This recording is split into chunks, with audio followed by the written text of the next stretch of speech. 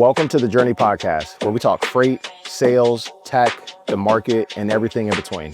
My name is Will Jenkins, CEO and founder of Journey. Let's get it.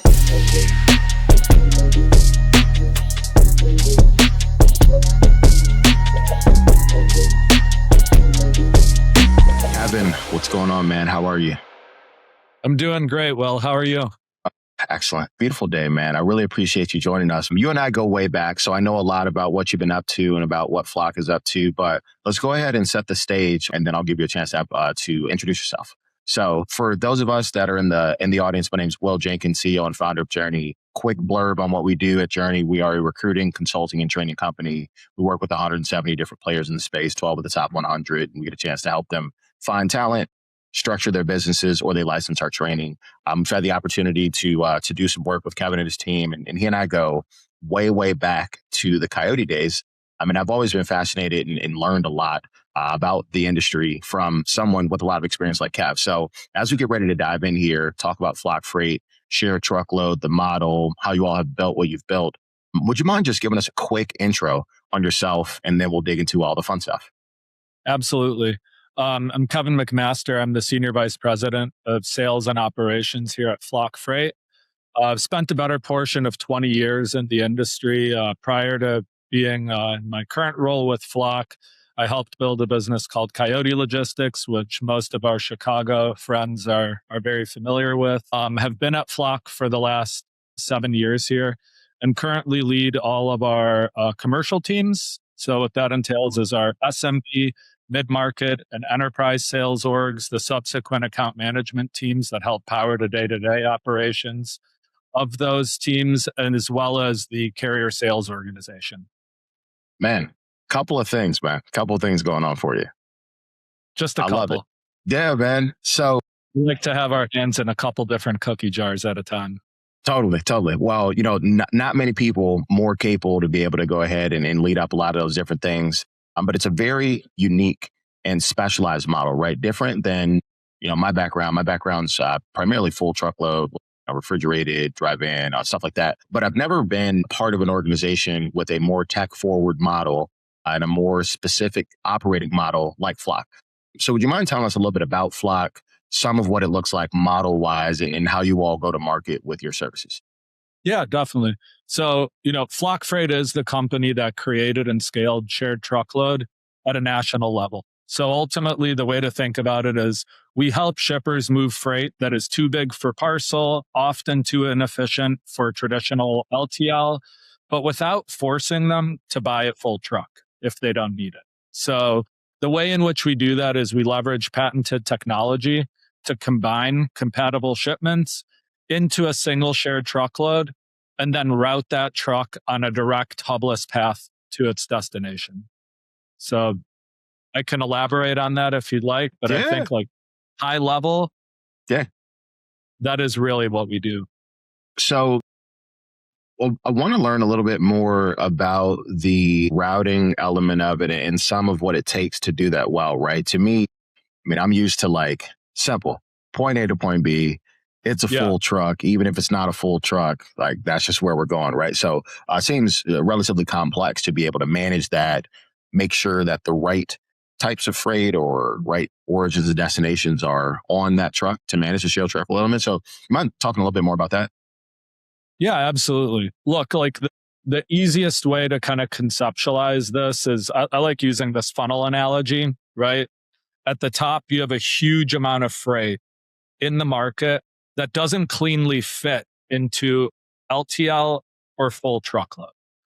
The traditional networks, usually force that freight into inefficient buckets. So all we essentially do is we take all of that freight, we dump that into our load board. In the background, what we actually do with all of that freight is it considers, dozens and dozens of load characteristics. So every single load is broken down in characteristics. And then there's a matching process that happens between loads, right? What most folks are used to is a matching algorithm between a truck and a load. Before we ever get to that point, because we do that too, like many other players do, we're trying to figure out which of these loads can actually ride share together. So, one bit that I would, kind of put out there is you don't want your baby formula to ride next to a bucket of chlorine, right? So Those two reasonable. commodities are not friends. And so, before our technology was brought to life, the way that people would do this is on Excel spreadsheets. And it just wasn't scalable, which is why, there's no other company that has made shared truckload its core focus. What that translates into is, like I mentioned, an optimized shared truckload that we then bring to market to our carrier base in two ways, right? We have our own proprietary platform that our approved carriers have the opportunity to be on. And then we have a carrier sales organization that is really focused on the outbound motion. And, the most familiar way of thinking about this is that we are going to market and ultimately fulfilling a multi-stop truckload. That makes sense. Question for you. So I think about the amount of time that you all have been building this. So the org, the brand, the model, the tech. Why do you think the timing was apt when Flock started doing what you all do from a shared truckload perspective and then started building the tech that powers what you mentioned you all do? Look, I mean, in the present moment, I think the timing couldn't be better for shared truckload than I've seen it in the last, call it 5 years or so. Yeah. And really that is because of a rising truckload market, right? For the last 36 to 48 months, shippers have had a lot of optionality and they haven't had budgetary pressures. It's been a shipper's market. Absolutely. Exactly. And so, you're not pressed to make a change. And oftentimes, like in those moments, I think people don't want to break what isn't broken. Today, in real time, right, we're seeing those truckload routing guides break apart in a pretty meaningful way. I think it's been the first time in a while. It's the first time. Oh yeah. Yeah. And I mean, I think it's if anything accelerating right now. And so, something that we hear often and are also beneficiaries of are mini bids, right? New freight gets awarded. Folks can't make money off of it or can't service it. And eventually they hand it back or the shipper decides to take it back. And so those are great opportunities for us to not just provide truckload pricing, because we do also move truckload freight, but ultimately we try to be more consultative with our shippers in those moments to say like, hey, do you actually know how much of a trailer you're utilizing? And Sure. let's not try to run a mini bid to try to help you, call it like curbing the price or keeping it near where it was. But let's find a way to actually generate savings for you. So I have a question around some of what you just mentioned there, which is assessing opportunities and then helping a shipper think about, yes, my routing guide is breaking, but maybe the option of just going to market with a mini bid to bridge this may not be most effective. Like, how do you help both two-pronged, your sellers think about positioning that, and then shippers think about, okay, this is a new model. Like normally I send this bid out, I get my rates. That's what it is. It's a little bit different. Right. Well, I think cost savings opportunities in this environment are scarce. So, the way in which we try to approach this from a go-to-market perspective is we want to learn about our shippers' challenges that they're facing. We want to really deeply embed ourselves in their supply chains to really be a more consultative partner and to get into the weeds to understand what they're actually facing. It's different for every single shipper, right? There are plenty of shippers that definitely cube trailers out consistently. So there's not a real opportunity there. But for folks that are not, or maybe, are taking up costly warehousing space by staging freight, that's where we find opportunity to say like, hey, you don't need all this warehousing space because with our model, you can go ahead and just ship the freight when it's ready, and you're only going to pay for the space that you're actually using. So, quick question. Someone pinged us and wanted to understand a little bit more about what you just mentioned, right? So if I'm a shipper and I come to Kevin and my data is a little hectic, I've never had to prepare it in the manner for someone like Flock to be able to give me pricing in a shared truckload model. How do y'all handle it if it's not clean and there's a little bit of work to do? Yeah. Um, Look, we employ a lot of folks that are much smarter than I am. And so I say this proudly. We take whatever data that they can give us and we make it work rather than really requiring perfect inputs up front. Ultimately, what we focus on is really meeting shippers where they're already at, operationally speaking. So whether, they want to be on our platform, which we offer shippers, like they have the opportunity to be met there. We can work through TMS integrations, so on and so forth, but we can actually really ingest very raw, unstructured data and make sense of it. And I think, for a company like us, that's really impactful because I do think, when you are asking shippers to provide data in a certain structured way, it can become a really daunting task. I mean, you know how it is, right? Like in sales, sometimes I've been in sales my entire life. Sometimes I feel like you've got a certain number of questions you can ask before you start doing stuff. And then they're like, all right, Kevin, like maybe that's a lot. And so you've got to, like you mentioned, be flexible enough to absorb what they have and meet them where they're at. Yeah. No, I mean, and that's critical, right? And we've learned that. Like, to be clear, we haven't always been that way. We did start in a more structured, format than we do today. But we learned over the course of time that becomes a blocker and it's more than a speed bump for some folks. So we wanted to rid that friction. Like our goal at the end of the day is not just to move freight frictionlessly, but also just being easy to do business with. It's a characteristic people may not understand as well as they should, but just being easy to do business with is a differentiator, especially when you have a bunch of options. This is not necessarily a shared truckload thing. It's just like a business thing, right? You want to be able to just be easy to work with. Yeah.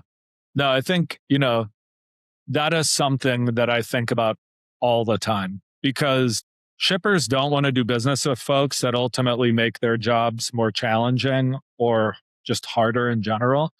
So it's about taking that workload off their plates and like let us take on the heavy lifting. Like we love to take that on, right? So totally. the better that we can bring that to life, the more success we can create for our shippers. So I have a question when we think about brokerages going to market today, and I've been one of them. Hey, we do everything, right? You got your lanes, right? We do it all, Kevin. We can cover everything, et cetera, et cetera. Your team has made the deliberate choice to say, we do shared truckload well.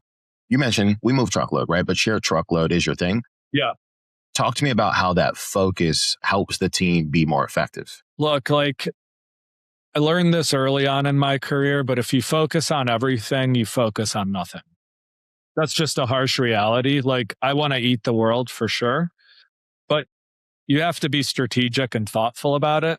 Shared truckload is not a niche solution. It actually applies to a significant portion of the dry van truckload freight market. And our mission really has stayed the same since the company was founded. And that mission is very simple. It's to scale shared truckload.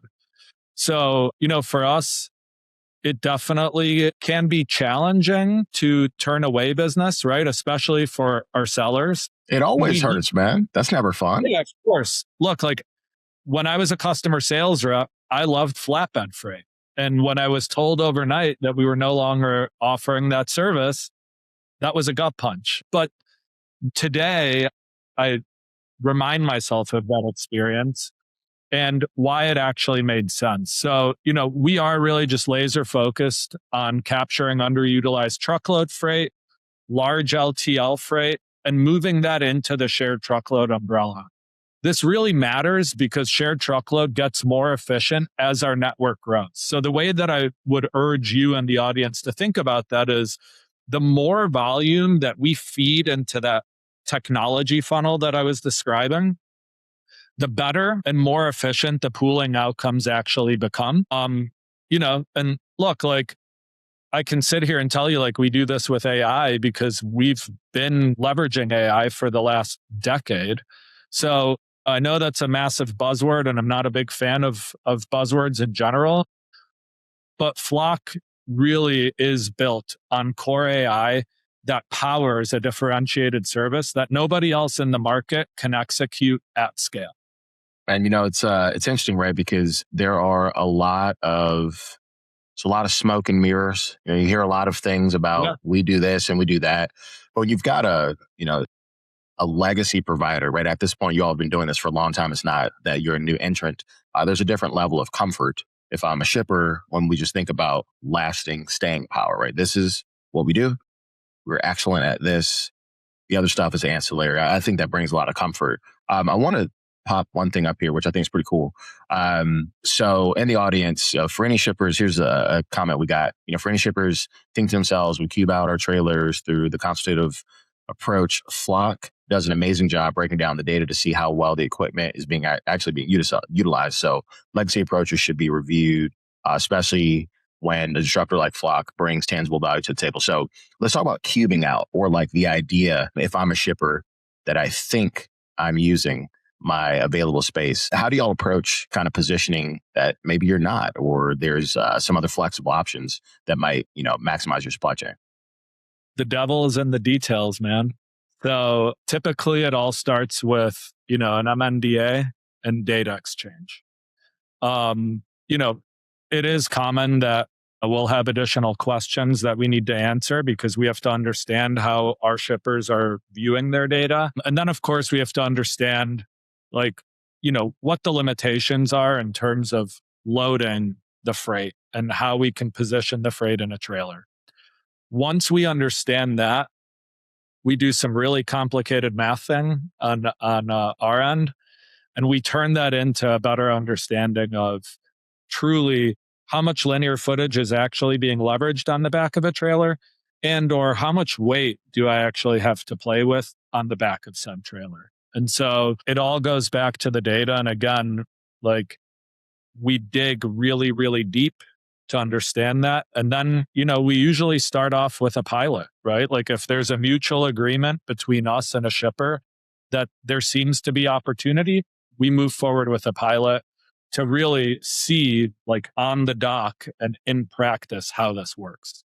That makes sense. It's something that we say often: crawl, walk, run. You want to be able to absorb the information because you don't want to overpromise and underdeliver, right? There's certainly, in all businesses, will be opportunities that seem ideal. They're presented and it just isn't, the move. And so I think being able to get that information, pilot, okay, we've demonstrated value. Cool. Let's move forward. I think it creates a lot of trust with both parties.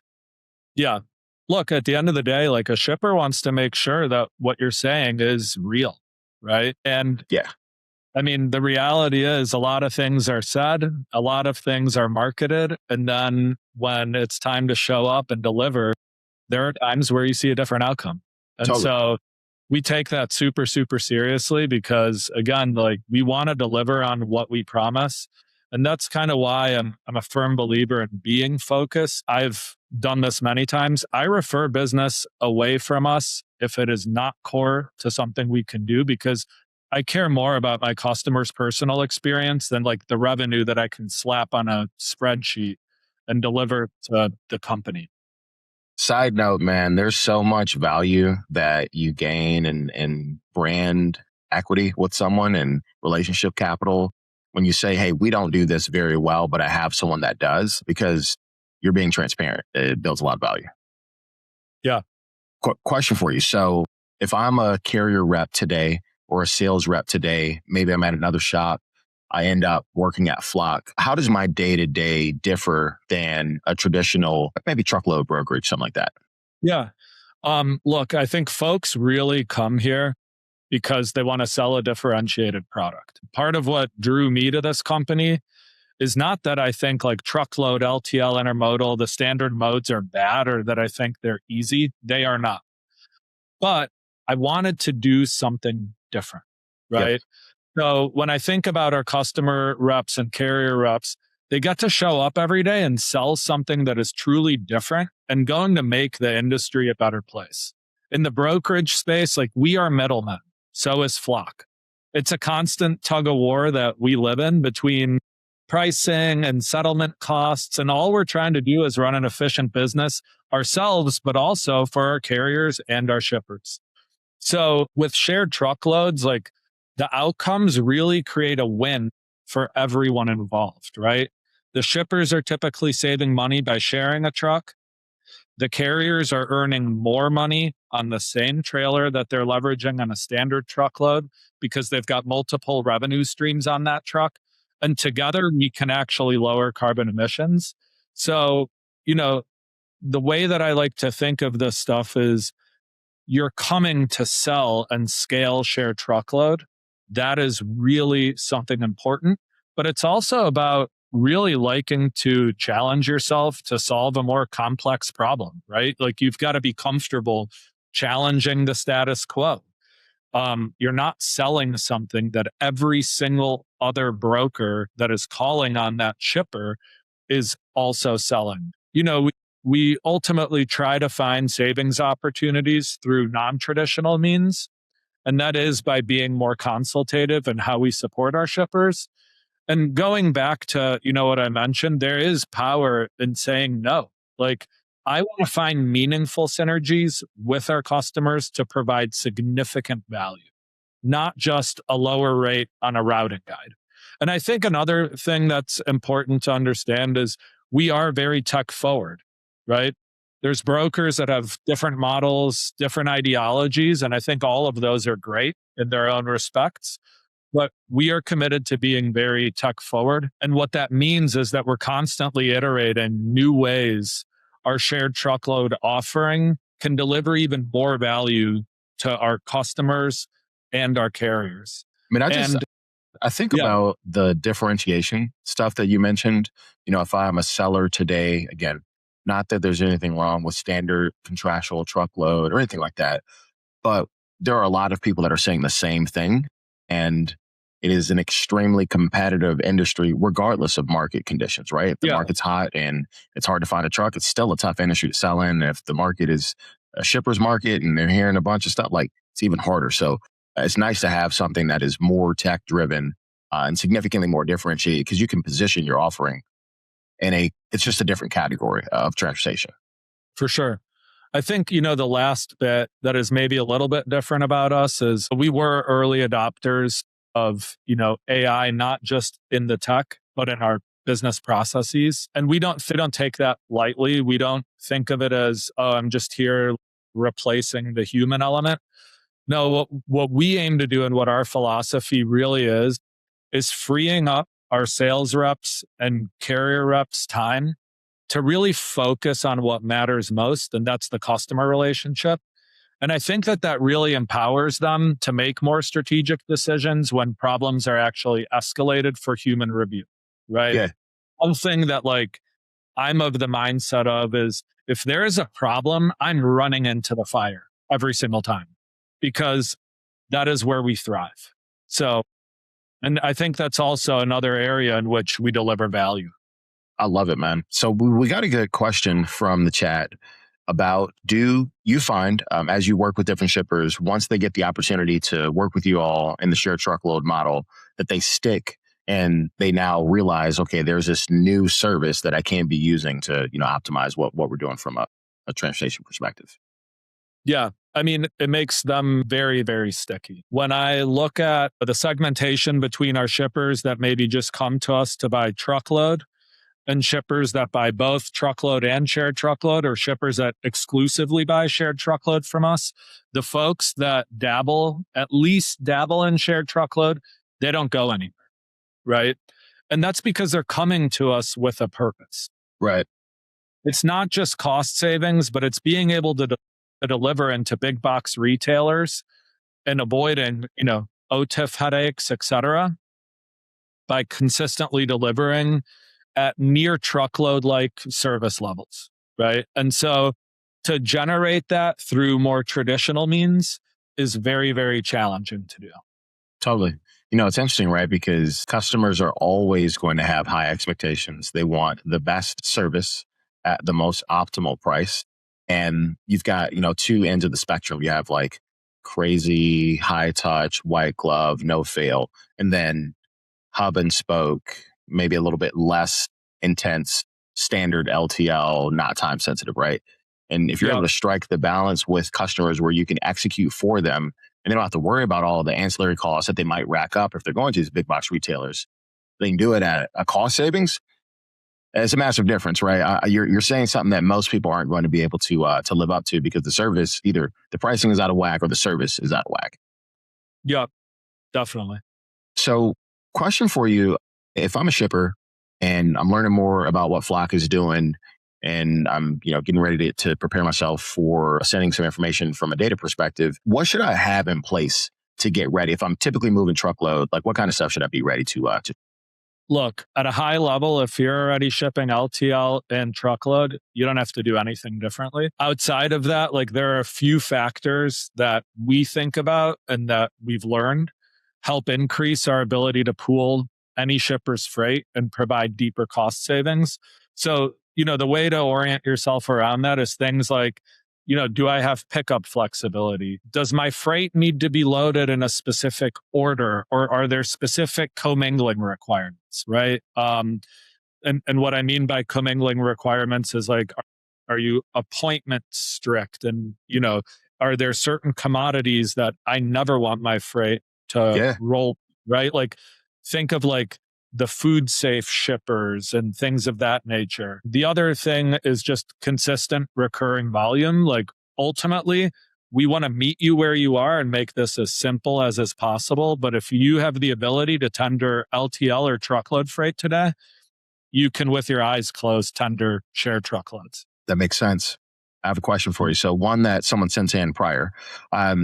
If I am, evaluating opportunities and I'm considering, maybe Flock's the place that I should be at.